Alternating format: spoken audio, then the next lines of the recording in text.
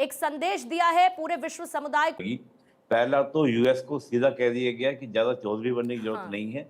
कश्मीर का मसला होगा, क्या होगा ये हम देखेंगे। हम दो मुद्दों पर पाकिस्तान से बात करेंगे, पीओके और आतंकवाद।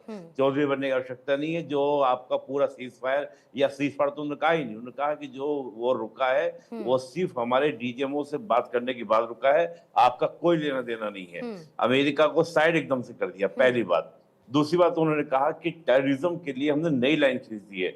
नई लाइन का मतलब यानी कि कॉस्ट ऑफ टेररिज्म बढ़ा दिया है कि आगे अगर टेररिज्म जैसी कोई एक्टिविटीज भारत के खिलाफ होगी तो इतनी सख्त कार्रवाई होगी कि हम पहाड़ हो, रेगिस्तान हो और एटॉमिक ठिकाने तक हो, उन तक को हम टारगेट करेंगे। जो दुनिया घबराती थी कि टेररिज्म तो ठीक है, लेकिन ऐसे ही न्यूक्लियर वेपन की बात तो दुनिया साइड हो जाती थी।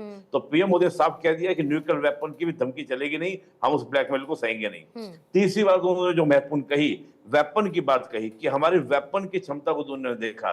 सीधा सीधा उनका इशारा था वेपन इंडस्ट्री की ओर। आने वाले समय में देखिएगा पूर्णिमा जी, हमारे ब्रह्मोस की डिमांड बढ़ेगी और हम ब्रह्मोस को अब क्या करेंगे, एक्सपोर्ट करेंगे। यानी कि जो 21वीं सदी का जिक्र किया, 21वीं सदी के जो न्यू वॉरफेयर है उसमें भारत का वेपन जमा है। और अंतिम बात, भारत शांति की बात करता है। पूर्णिमा के दिन साफ मैसेज कहा और कहा कि ये समय जो है युद्ध का नहीं है, तो युद्ध का नहीं है तो इसका मतलब ये आतंक का भी नहीं है। लेकिन कई बार युद्ध की स्थापना के लिए शांति जरूरी है।